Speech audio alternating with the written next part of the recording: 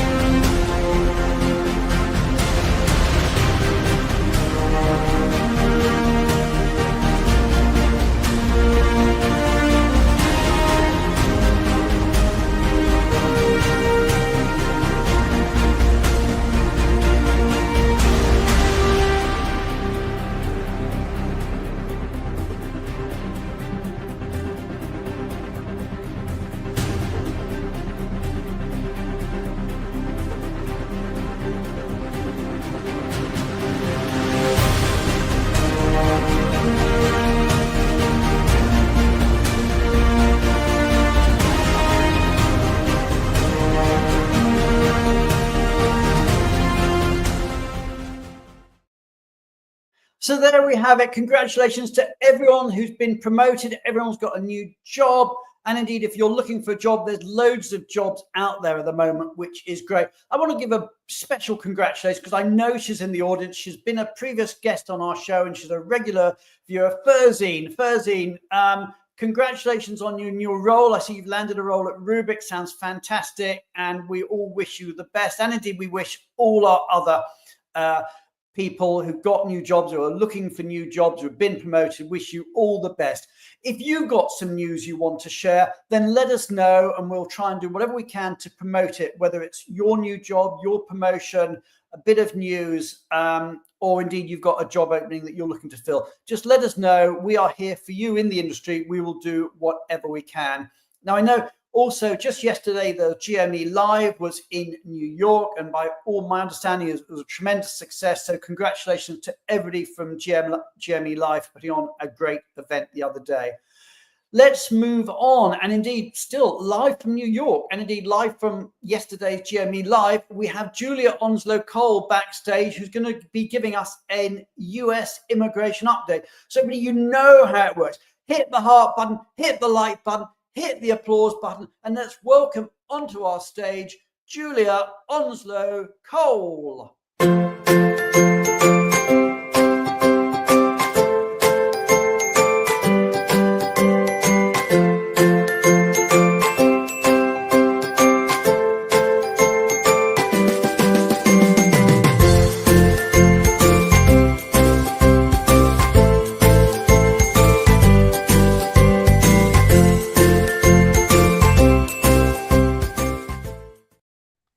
Julia, how are you?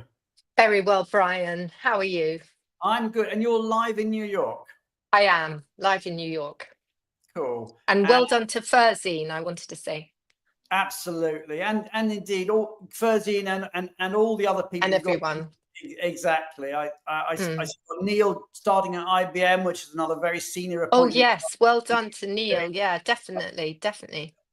So, Julia, okay, you're in New York. I'm guessing it's going to be a US-focused update this week. It is. I just want to say a couple of things about border policy. And what we're seeing in the legal immigration, we're not talking about illegal immigration, is that the US government are effectively wanting to push the border out. So what they're wanting to do is really scrutinize applications, decide who should be put into administrative processing, who needs any heightened security vetting. And really, this is what they're doing with the borders. And it's very interesting, as you say, it was a fantastic conference at GME, fantastic presentation from Neilson and Matt as well. But the one thing that everybody seemed very concerned about was about border issues, consular delays, and travel bans. And if you said what's keeping clients awake at night, it's these issues. So one of the things I think is a bit of a lesson is with this new administration is not to be lulled into a false sense of security. Because if you remember, in the last President Trump administration, the travel bans came in very quickly, and then they were subject to a judicial scrutiny. They didn't come in for a while. Then the US government said they are going to come in, and those dates passed. And then I think a lot of people thought that they weren't going to bring in travel bans because actually there was such a lot of monitoring and heightened process at the borders and heightened process generally that there wasn't any need for any travel bans. And then the travel bans came in. So I think, don't be lulled if things don't happen, because things seem to be, are happening. And with the travel bans, there's these three buckets. So the first bucket is a group of nationalities which have a full ban. The second is where it's more limited. And the third are these countries where there are some security concerns about their process. And they've been given 60 days to kind of sort that out or either join one of the other two tiers. And because of the way this has been brought in, it's very unlikely that it will be subject to judicial scrutiny. So what we're seeing is that, it's very important on the borders that people plan their trips. Also, there are significant delays in consular processing, and people are asking all the time, why are there such delays? One is because there has been a reduction in government officials. Also, we've seen that the people that are actually still there, they have lots more work to do because, there's more vetting, so that the fewer people that are actually in post have a lot of work. And also there's formal pauses, for example, on student applications while they work out a social media vetting. So all of these things are causing the delays. And there are CBP issues. So this is, at the border, and people are asking, questions. CBP? Yes, it's consular border policies. And they are saying, like, what should I do with my phone? What should I do with my laptop? So the important thing is just to be prepared, be calm. And it was an incredible coincidence, Brian, and such foresight from you that you explained that on our last session of Benivo in July, we're going to actually have someone who specializes in this kind of advice about dealing with immigration officials, about keeping calm, which is quite amazing.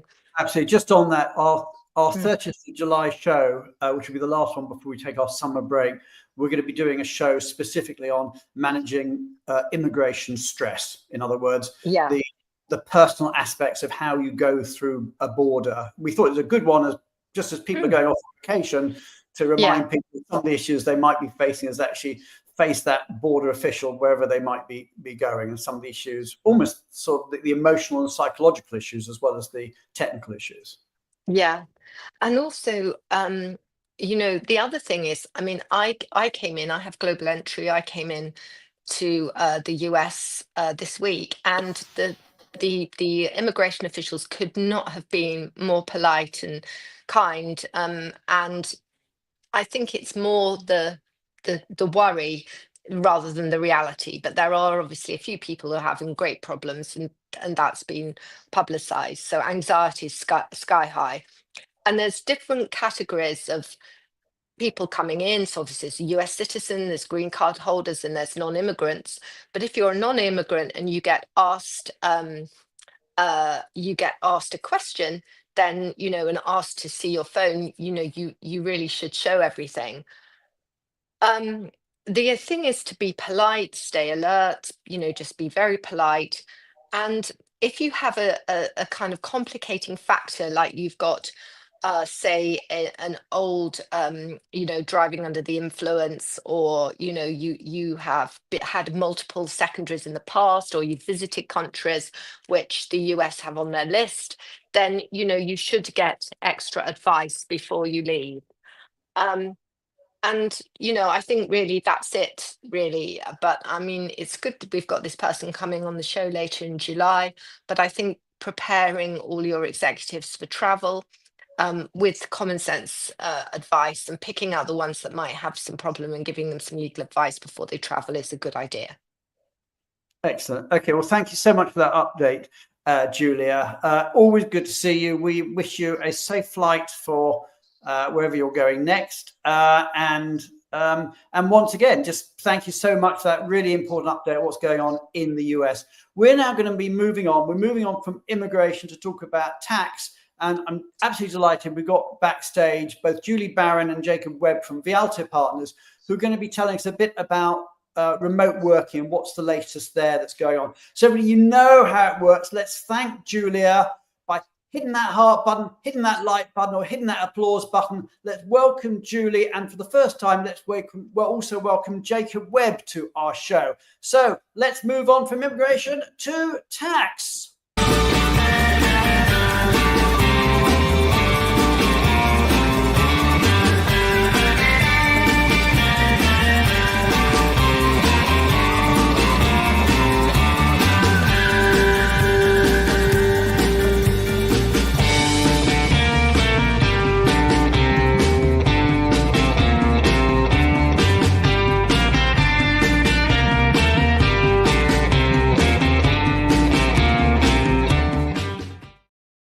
Hey, Julie. Hey, Jacob. How are you both doing?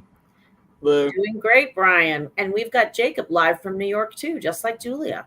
I know. There's a bit of a New York theme to all this. Yeah. So, Julie, kick off. Tell us what we're doing today. We're going to talk a little bit about remote work and some trends. Jake is going to give us an update from New York, which was the first of the U.S. states to really attack remote work and try to claim New York tax for people no matter where they were working physically. So I'm going to let him talk about the latest on a case there, and then I'm going to give some trends.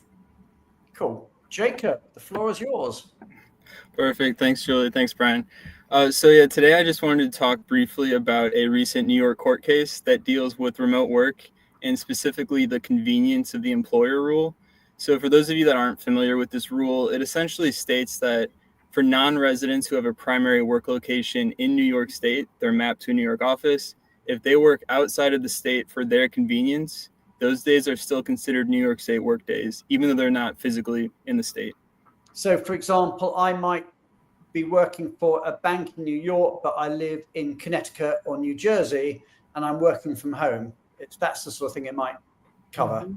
Correct. And if that's the case, then for employers, that means they need to withhold New York State tax for those days you're working from your home in Connecticut or New Jersey. And this rule has been giving employers headaches for decades, but it really became exacerbated by the pandemic in 2020 when you had this huge spike in remote work. And that's what this court case deals with exactly, is the convenience rule and the pandemic. So it centers around an individual who is a Connecticut resident, and they teach at a New York university. When the pandemic hit, they taught all of their classes virtually from their home in Connecticut over Zoom. And when they went to file their taxes in 2020, they claimed a refund from New York because they said, hey, I wasn't in the state for 80% of the year. I should get some money back. And New York State denied that refund, saying the convenience rule applied, even though they were working from home due to the pandemic. And the individual appealed that, which is what this court case is.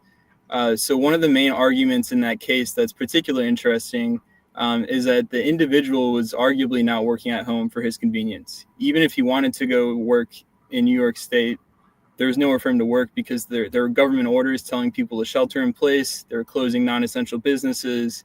His employer was telling him to work from home. So there's a bit of a disconnect between New York State doubling down and saying we're still going to tax you when you're working outside of New York, while at the same time issuing orders telling people to stay home.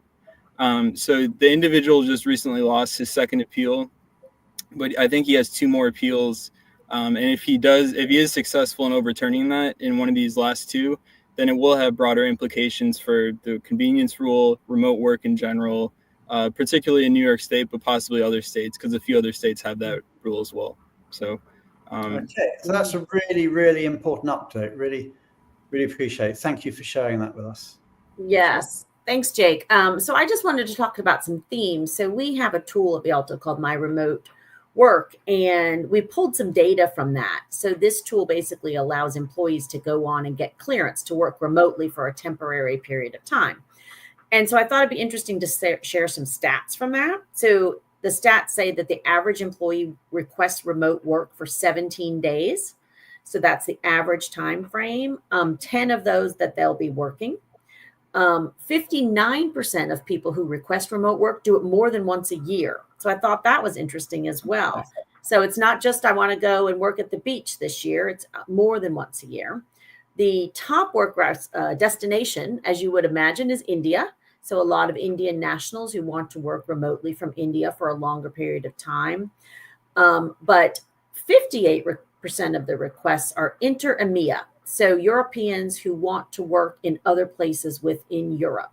So I think they have a holiday home in Spain or somewhere like that where they want to work remotely for parts of the summer. Now, 75% of the trips that were put through My Remote Work were approved. So most employers are approving most of the requests that come through. And the ones that were declined, 30% of those were because of the requests not meeting the company policy. And a lot of that was around immigration. So people did not have the right to work wherever they were asking to work remotely.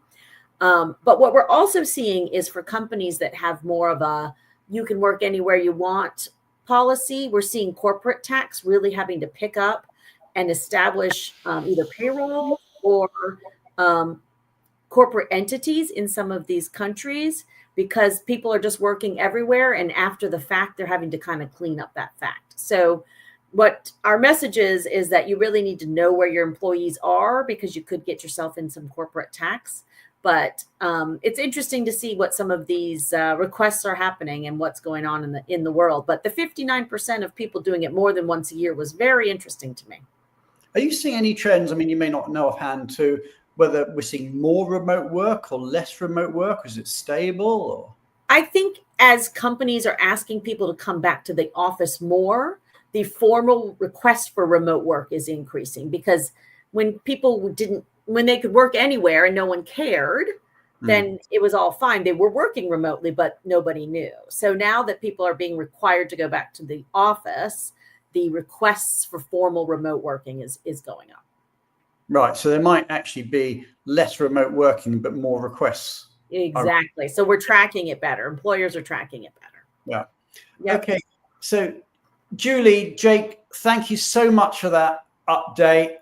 Julie, as ever, great to see you. Jake, welcome for your first time to The View from the Top. We appreciate having you. No doubt we'll hopefully get you back another day in the future. We're now going to be moving on to managing mobility costs, which is a really, really important subject.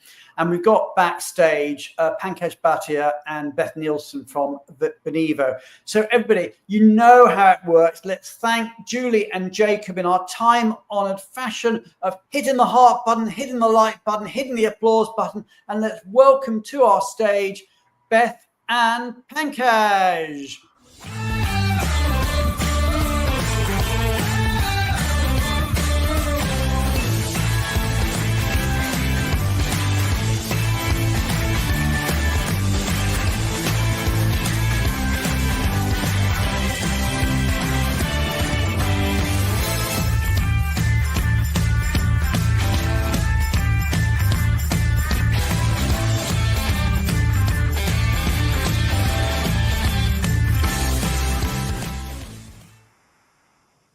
Hey, welcome, guys. Hello, And Brian.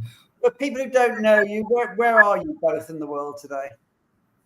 I'm similar to Richard. I'm in my loft, my very top of my house, absolutely sweltering, but just outside of Cambridge. So you're in a hot loft, as we know, warm air rises. And Pankaj, where are you? Somewhere. I am in Bangalore with lovely weather. We've just got the monsoons coming in. It's really, really lovely time to be here. Okay, so I can't believe I'm hearing that Bangalore is cooler than England, but anyway, there we go. We're going to move on now. We're going to be talking about cost control. And actually, I've got a question for the audience. I posted about this on LinkedIn. And the question I've got for the audience is, mobility cost control is in the spotlight like never before. Do you agree with this statement? And I'll give you a couple of choices. You can either say, yes, there's a big focus on cost control, or there's some focus, or in fact, no, we're not really focused on cost control at all. And whilst the audience is responding, I'll start off with you, Pankaj. What's your view on this? I mean, what is the focus on cost control, and why is this now such a moment for people to be sort of really focused on their cost strategy? Right. So I think the level of maturity that we've seen, Brian, and I'm sorry, there's a power cut here, so sorry about the video. So the level of maturity that we've seen is actually, improved significantly as far as costing is concerned, right? So as they say, you can't manage what you can't measure. So the starting point of mastering cost is the cost estimate. That's kind of the starting point, right? And with all the focus around analytics, around AI, etc., the focus has been, increasing significantly. Earlier, I would say maybe a couple of decades back, or even 3 decades back, that's when I started my career in mobility. There were like back of envelope calculations which were done. There was kind of a unwritten rule that you would kind of take the cost to be 3 times the salary cost. That's typically how much it would have costed. But again, that was, I would say, a very old approach which is there, and we've seen significant improvements having been made over a period of time. A lot of focus around the cost controls. So like what we've been seeing, right? I would say specifically in the last 3-4 years, there's so much focus which is there around the managing the cost, etc. And I think talking to organizations lately in the last few years, last few months, I think there's hardly any organization that we talk to which is actually not going through some kind of a cost estimate process, etc. And I think the last let me come in. We'll go back to that. I'll come in with the results of the survey that we did. I mean, everybody who's responding seemed to be saying yes. From our audience, and that ties in with actually what the survey results were. These were the survey results that we got. Is 78% said that there was a big focus. 17% said some focus. Only 4% said no focus. So over 80% or nearly 80% said there was a lot, and 90 something were saying it's either a big focus or a focus. So big issue.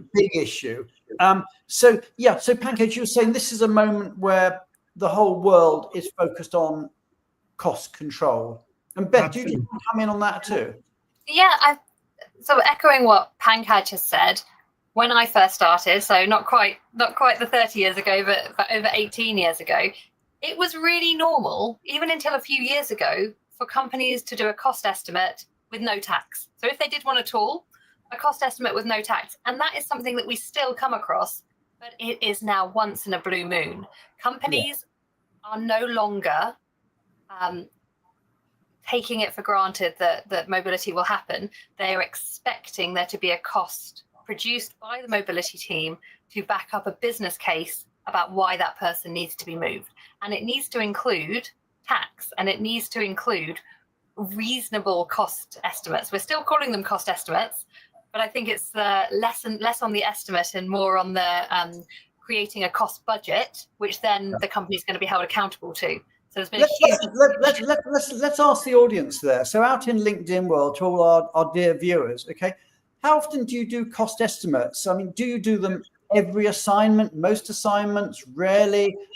And when you do them, how detailed are they? Do you do full tax cost estimates? Are they back of the envelope? What are you doing out in practice? So, use the comments and we'll try and share some of your comments. So let's find out what people are doing. But so what we're saying is, it is important, if I set the scene here, that it is important that people focus on cost. And what we're going to try and do today in the show is to walk through, if you like, the stages of it, as to where companies are, where they're going, where do we think. So, Beth, maybe I'll just kick this off a bit with you. Okay. People who've been using traditional cost models, what are the blind spots that you've seen, maybe where companies are not doing their cost estimates maybe as thoroughly or expeditiously as they could? Tell us about some of those blind spots. So I think when we started with that 3 times base salary calculation, that was kind of a bit of a catch-all. Then there was a little bit of a advancement, and it started to include base salary and some of the allowances and vendor spend that would happen. The next stage would be including a bonus, maybe considering some kind of stock options or other types of reward the employee might get. And then there's been the additional step forward for some companies to try and figure out why was there an additional spend they weren't expecting. And maybe that's been on an immigration, not necessarily the cost of the vendor spend, but the cost of the renewal that's gone up. These costs, sometimes in a cost estimate model, haven't changed for many years. And there's a huge surprise to the business that those immigration costs or tax costs or other costs have increased exponentially in that time. And their model hadn't taken account for it. So because of that black hole in knowledge, there was the accuracy of the cost estimates was different. But I'd also add on to that the people reviewing the cost estimates didn't know about all of these intricacies that go into the creation of one. And that's also changing. Okay, we're going to get into this in more detail, but I'm having a side conversation with the audience as well, because what pretty much everybody in the audience who's responded has said that they do cost estimates pretty much all the time now. One question I just want to ask the audience is, tell us about those cost estimates. I mean, do you do just one, or do you do several what ifs? How often do you do the what ifs? Are they expensive? Do they take a long time to do? Just tell us, what are your if you like, your frustrations with doing cost estimates, or what are you finding good about the way you do cost estimates? In the audience, we'll try to get some of those comments and put them on screen as the conversation goes on, but give us a bit more information about the cost estimates that you're doing.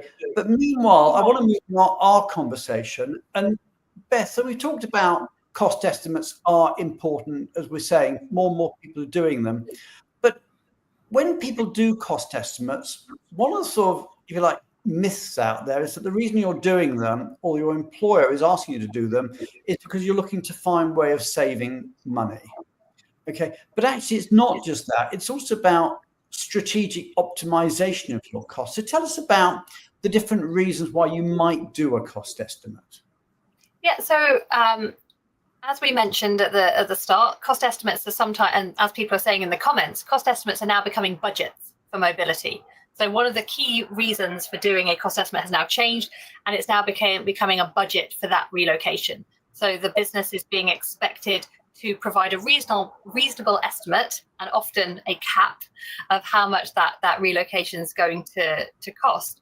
But within that, mobility also have been asked to make sure that they're getting value for money, that it is a strategic spending of money, so that within that cap, both the business and the employee are being serviced and getting the top utilization that they can out of that budget.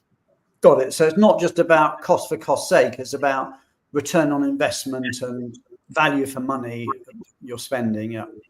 Exactly. And I think there's been this historic fear of overspend, especially where there's been a cost estimate done, put in a drawer 3 years ago, and suddenly finance are now finding out about some tax payment or immigration costs that they hadn't budgeted for. And so I think finance are also becoming more cognizant of these charges and making sure that when they're doing a cost estimate, they know about these charges and somebody's approved it and is being held responsible. So I think the first stage was doing the cost estimate. And then the next stage of evolution is doing a cost estimate and it being approved and someone being held accountable for that approval. Absolutely. Because if you do a cost estimate, you hide it away in the drawer, and then they come back a few years later and say, what was it? And it was way, way more. You might just want to keep it in the drawer, burn it or something, because it might be so wrong. So, so we do want these estimates to be accurate. Otherwise, it just comes back to bite us at some future point. But Pankaj, let me just move on the conversation a bit. Can you? I just want to take back some of those comments there. Somebody was saying computing tax costs with tax credits, those tax credits will be available, is a challenge. And Yaroslav said we're processing cost estimates using the worst case scenario under the assignment policy.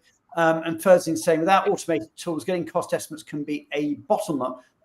Platforms like Benivo's, thanks for the shout out, Ferzin, appreciate that, lets us run models more frequently and tailor them specific needs. So let's go into that a bit more. And Pankaj, I do want to ask you, can you share an example? I know you can't mention names of companies, but in broadest term, share a real world example of where cost savings has actually led to a reinvestment talent. So in other words, it's not cost for cost's sake.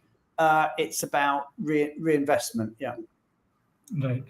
So I would say in that particular case, Brian, so this is a current client of ours, and it's kind of a published case study. If folks need more information, happy to share that separately. But having said that, for this particular client, what we did was we actually did a significant shift from manual to automated processes, and that resulted in significant savings. There were like 0 missed cases or escalations. 99% of the cases had a great experience, etc. as well. The employee experience, I think, like I said, I think is the key win that we had as part of the overall process, as did the client as well. The focus in this particular case was on the early career talent program, so specifically with the Gen Z folks who wanted more flexibility, who wanted more digitization, etc. They actually saw a real benefit. So what that resulted in was a strategic reinvestment, because again, we connected the cost savings to reinvestment in the talent program. So the efficiency gained through the program, the savings, etc., were then used for D&I and other initiatives, etc. as well. And then these were also used for key learnings and future innovations as well, in terms of improving the program even more with real insights, etc. Okay, so doing a cost estimate is easy. It's absolutely easy, because it may be rubbish. You can do a cost estimate, like Beth said at the beginning, and say, it's 3 times, or you might be one level of sophistication more. But so doing a cost estimate is easy. Doing a good cost estimate isn't quite so easy. So let's just take that forward.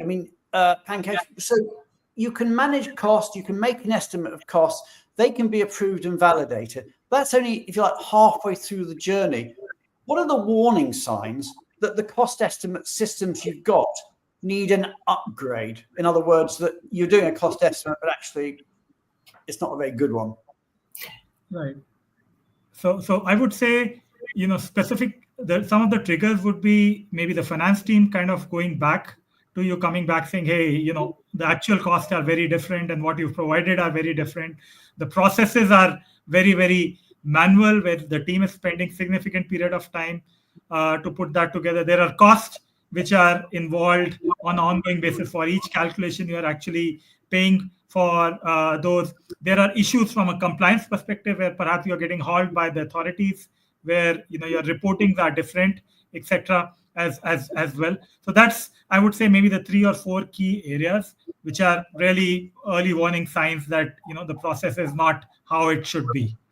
Well, if I could jump in there, I think what I hear from clients and also prospective clients when I speak to them on a daily basis is that no longer is a cost estimate being produced and the business is saying, okay, we'll take that for approval or rejection. They're now always coming back with several different questions. One being, well, what if we change it to be an LTA rather than an STA?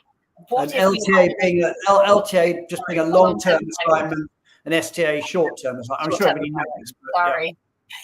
Yeah. Or if we do a permanent transfer. So the business is coming back and maybe they're getting pushed back internally that budget's too much. So they're coming back to the global mobility team and asking for a revision, asking for a different scenario. In most cases, it's not just getting signed off and going ahead. And I think that's a stage where we want to come in and help companies realize that actually that's possible to do without incurring all those costs that you were saying, Pankaj, about the team's time, the additional cost of your vendor running it for you. And also displaying it in a lovely Sorry, but I just want to take. Can I just take this off screen for a moment? I'll come on to that in a moment. Let's just take that off for a moment, because what I want to get onto there is that people historically have done one cost estimate, and it's been quite expensive. They got to get whatever the tax provider or the RMC involved and do it, and they take time. But these days, what we're saying is one isn't enough, and actually we need technology that actually allows for multiple analysis in advance, what we call smart cost estimates. And I know that's something that we do as standard. So let's just share that screen again. And maybe, Beth, you could just talk us through what we're looking at here. So this is 3 different cost estimates for the same move. Yeah, so this is just an example, but there is an absolute expectation, as Mukta's just said, that the global mobility team come back to the business with these options and explaining why they're different, what the different options are, and what the pros and cons of each. So this is all about making mobility strategic. If you want a seat at the table, you've got to bring something. You're not just operationally telling the business how much it's going to cost. You're also saying, what are the options? What are the pros and cons of each from an employee perspective and a business perspective?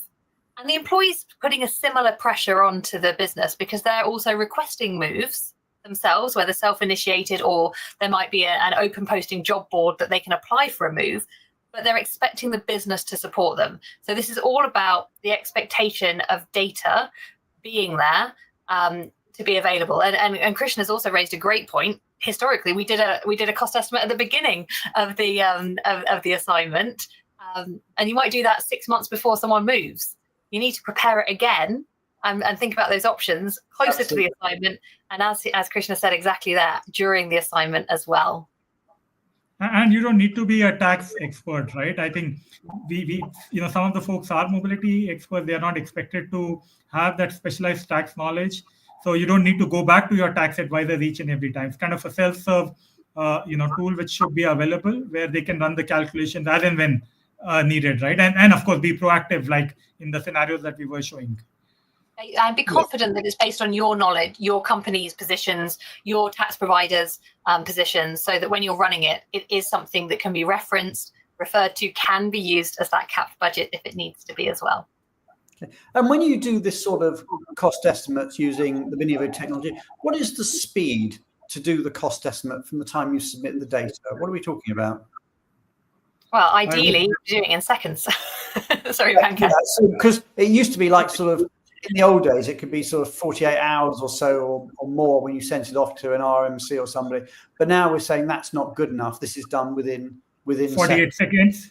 Yeah, 48 seconds. Now that's what it is. So, to run each of those 3 scenarios, Brian, it'll be perhaps 48 seconds. And then to put that comparison together, maybe another 30 seconds. That's how quick it is. Wow. I mean, the technology is just blows us away. So let's move on a bit, because we've talked about those cost estimates, but there's also, people need a checklist, some sort of tool for working out what costs should be there. So maybe could you talk us through a bit of questions that we should be asking to actually work out what is going into the cost estimate? What's the diagnostic there we're looking for? Yeah, so one thing we've done at Benivo to help people understand, where are you in this level of maturity of mastering your mobility costs? Are you right at the beginning of the journey? Are you somewhere in the middle? Are you getting towards the end, but there's still room for improvement? So we have put together a cost estimate checklist that's available for everyone to go through. That starts just by let me just say, Beth, let me just come in. So this tool is available and it's free of charge. It's available to anybody. It's just a service to the industry. And if you want it, there's a link there. It's just on the Benivo website. So it's cost estimate maturity. So tell us a bit about what we're seeing, Beth. Yeah, so the purpose of this checklist is really just to help you understand and get a gauge of where you are in mastering your mobility costs. Are you able to have that flexibility? Are you able to compare different types of policies? Are you able to have a look and see risks, as you see here, the outputs and visibility? Is it in the right format that you need? And is there an approval process? So is it something that's just happening, or is there a way of approving it? And if it is an approval process, is that adding, even if when I speak to a lot of people who have an approval process, it's sending an email to someone and then having to chase them and then having to confirm that they've approved and have they got the right version? So is your approval process also something you've streamlined? So hopefully this checklist will help you understand where you could be, but also give you an idea where you are. And obviously, we're always happy to go through a one-on-one conversation with you about what that means, how's everyone else doing it, and how did they take that next step on that journey to mastering those costs. Okay, so if anybody hasn't used that cost estimate checklist, we said it's available free of charge. It's on the website, and reach out. So Pankaj, let me just bring you into the conversation. We talked about multiple scenarios. It might be length of assignment, might be type of policy, etc. But what's the next stage of evolution in compliance? I mean, how does that going to fit into this cost strategy? And why is accurate cost reporting so much more important from a compliance perspective these days? Right. So now that as part of, let's say, the measurement process, we've kind of estimated what the cost is going to be, it's very important to assess what your actual costs are as compared to those estimated costs, right? So I think I did see some comments, I think from Krishna, for example, a 3-year assignment, right? So estimate is done at a particular point of time. It's based on certain assumptions. It's based on the regulations, tax regulations, other laws, other allowances at a particular point of time. And we know that the actual situation on the ground varies significantly, right? Even taking small examples like, let's say, a shipment cost, or maybe taking the example of the cost of living, we know how significantly those costs change based on certain parameters. And specifically in today's environment, we do see it's so volatile, the situation, that things are changing so often. So it's very important to ensure that you're actually capturing the actual cost which are being incurred for each of those items that you've estimated that. And while capturing the actual cost, you are intending to do a comparison with what you had estimated. I think there was another comment that I did see where I think someone did mention that that's something that they are focusing on right now, is the comparison between the estimated to actual cost. Yeah, let me pull up a couple of comments here from Bhatia. So her first comment was, yes, there is an expectation of side-by-side cost estimate options across the policy types. And then she follows that up with the comment saying, but that also means there's a need to have advisory/consultation before jumping into cost estimates. If the objective of the assignment is understood, the business would understand the numbers better. But I mean, a lot of this now is done. We can do this automate by technology. So tell us a bit about how you'd respond to Mukta's comment there, Pankaj. I would say I think it's a very good point that she's brought up. I think before you get into the discussion around a short-term, long-term assignment or a permanent move, I think it's very important to align with the talent strategy of a particular organization, right? It's not just a question of cost. Yes, you have to determine what that cost is. But before that, I would say that's where the mobility team actually brings value onto the table, is aligning to the talent strategy, right? So that perhaps for me is the starting point, and the cost is something which actually follows that. So that's something that we are enabling the mobility team, that you have those tools which are available to you, so that not just the talent discussion is what you're having, but you have the data to actually talk through and support you as well. Okay. Yes, Beth, I just wanted to bring you into the conversation a bit here. Is that as we move on, what's the future of cost? You might want to pick up on what Pankaj was saying, but I want to take it forward as well. What is the future of cost optimization in global mobility? Well, I think that picking up on what Pankaj said, we've talked about doing the cost estimates, getting it approved, doing multiple cost estimates, now doing them regularly. So every time there's a change, so there's a change in bonus, a change in exchange rates, a change in immigration costs, as I mentioned, and making sure that the business know about those changes. So it's that comparing of estimates to actuals in real time, and also a change in estimates that can go to the business. So again, sort of making ourselves sound old, when people first talk about doing estimates to actuals, they were actually talking about at the end of an assignment, when all costs have been completed, let's do an estimate to actuals, were we accurate? But that can be 3-4 years down the line after someone has repatriated, when all of those costs are mocked up. And actually what the business, again, are expecting is cost estimates to actuals in real time. If we've just spent a cost, is it what we expected to spend? Is it more? Is it less? And the right people are expecting to know about that. Finance need to know, the various teams who are budgeting for it, because it's coming out of their budgets and they need that to accrue for the next year, to plan for the next year, and to make sure that the next cost estimate is accurate. So when you're talking about the future, I think the ultimate goal is to improve the accuracy and the stakeholder engagement with this data. So making sure that it's a great point about the comparison, because if I'm the CFO of an organization, I'm getting my management accounts every week, maybe every day, but every week, every month. And in those accounts that I get, it will tell me what my sales are, what my costs are, and it'll tell me my year to date, and it'll tell me my variances as well, how things change. Now, I don't know how many global mobility professionals, if they were asked, what is the cost, and can you give us a variance analysis of how is your actual cost comparing to what you thought it was going to be on a monthly basis or something like that. I suspect very few could do that, and it would be an exercise. But I think what we're saying is that, in the days when doing a cost estimate was a lengthy process and cost a lot of money, that was hard. But in the days that we're in now, when you can do a cost estimate for no cost using Benivo technology, and you can do it quickly, there's actually no reason why you shouldn't be able to do variance analysis as well. I'm not saying it should be on a weekly basis, but you should be able to do variance analysis on a ad hoc and indeed regular basis. So I mean, where do you think this is all going, Beth? Where do you think the future is? So I think that's going towards this mastery of costs. And what was stopping people before is that these cost estimates were done in one system, and then you had vendor costs in another system, or maybe multiple different people were paying vendors or paying allowances, paying salary, paying expenses were coming out of a different account. And there wasn't a central place where all this data was coming back to that could be compared at the same place where these cost estimates were. And the cost estimates were being produced as one whole number and not being broken down into the constituent parts. So as Marilee was saying, it's all about making sure that the business has the education to make these right decisions, because they know not just how much the cost was going to be, but then how much it actually is, with everything taken into account in one place to help that planning.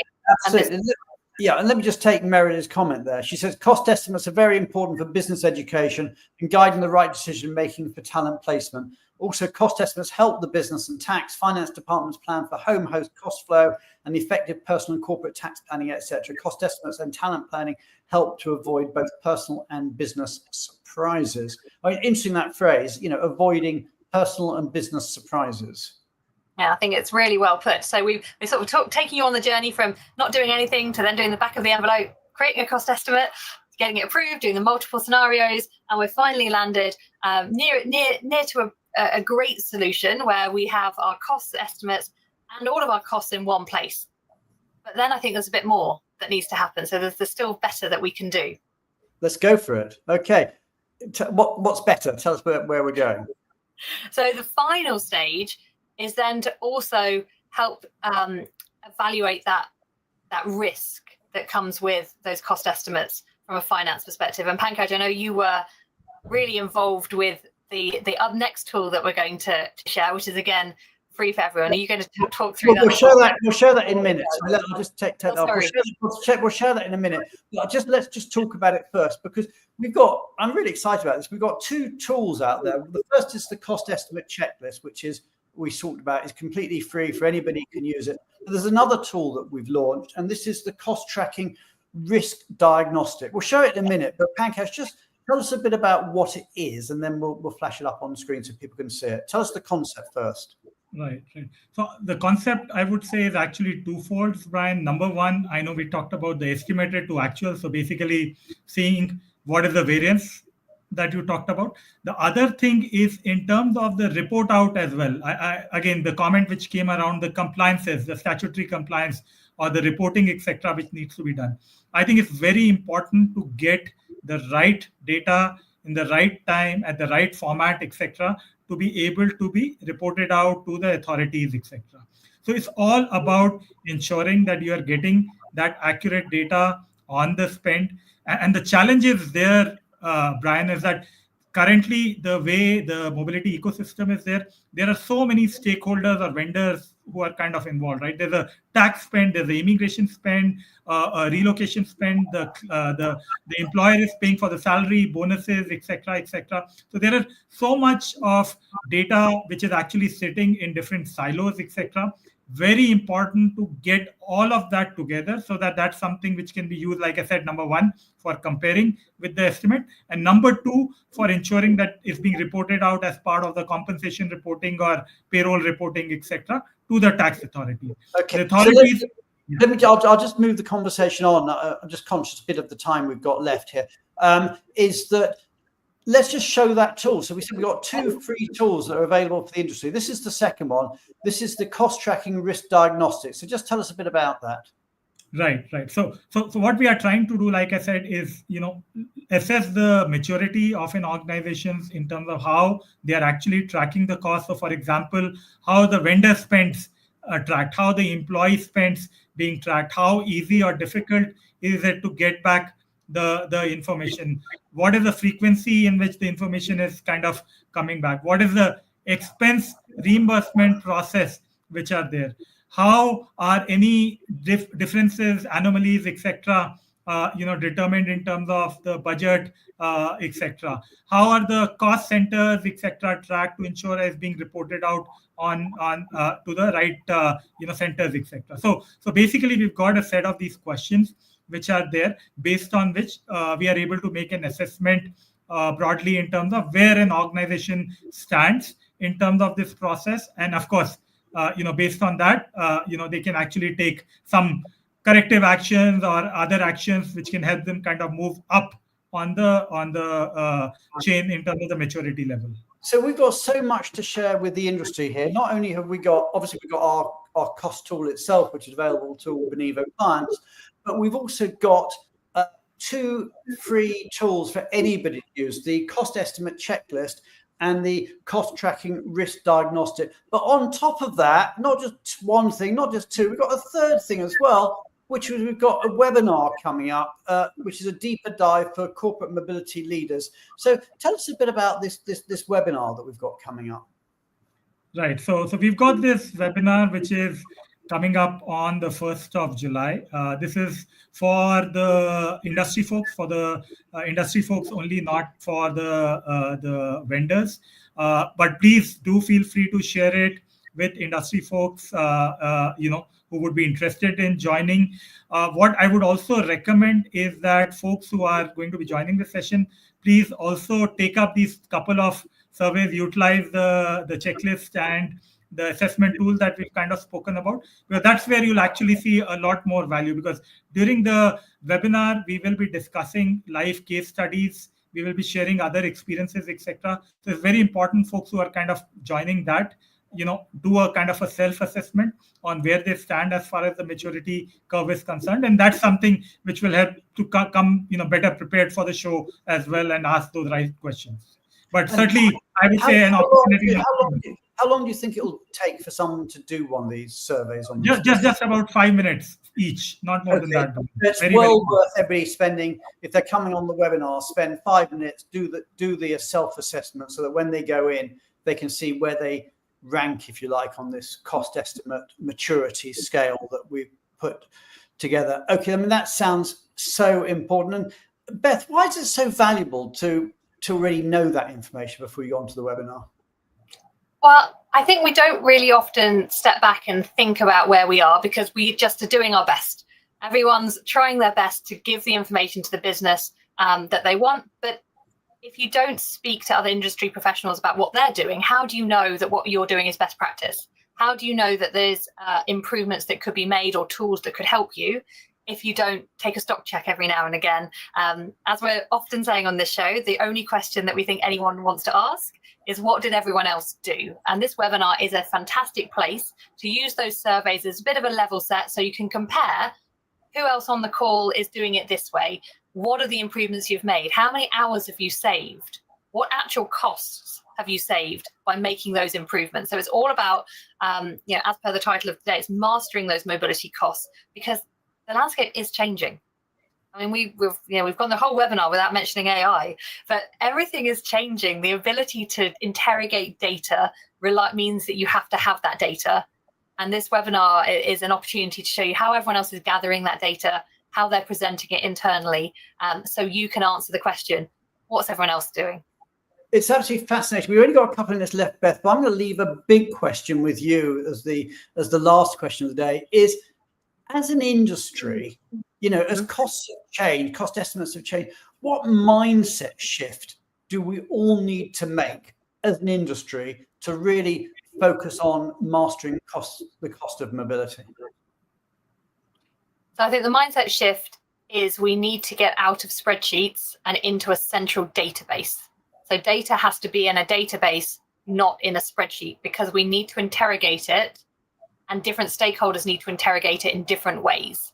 So we need that data in a format that is going to be accessible to agents, bots, stakeholders who want to interrogate it and ask questions of the data as queries, rather than static sheets that we can put a pivot table in. So that's my big thing, is the need for everything to be centralized is that big mindset shift. Absolutely. And we haven't, well, until just now, we haven't mentioned AI, which is a sheer dereliction of duty on my part. So let's spend the last sort of 30 seconds or so talking about it, because AI is so important. One of the things we do say about AI and the way we use it at Benivo is it turns data into conversations. It's not just getting a report like a cost estimate report might be, but you can then start having a conversation with it and interrogating it. And that's also part of that mindset shift we're going to get. We're going to move from the data of a cost estimate into that whole conversation, which sadly is bringing us towards the end of our show. So I'm going to bring back onto stage. Julia has, I think, had to leave us, but we have Julie Barron back with us. And we have our amazing producer, Hallie Goran, back with us. We are back next week when we're going to be talking about a first look at global mobility, which I think is going to be fascinating, because all too often, we're here, we've all been in mobility a long time. Our guests are all very experienced mobility professionals. But what's the view of somebody coming into mobility for the very, very first time? So we're going to be looking at global mobility through the new eyes, the fresh eyes of an intern. So for next week only, it's not the view from the top, it's the view from the intern. So we're going to completely flip it around next week. Anyway, we are now out of time. It's been great seeing everybody in the audience. We wish you all a great, great week. We hope you've enjoyed the show as much as we've enjoyed presenting it. Many thanks to Beth, to Pankaj, to Jake, to Julia, to Julie, and of course course, to the wonderful Tally who puts it all together. Take care, everybody, and have a great, great week. See you next week. Goodbye. Bye.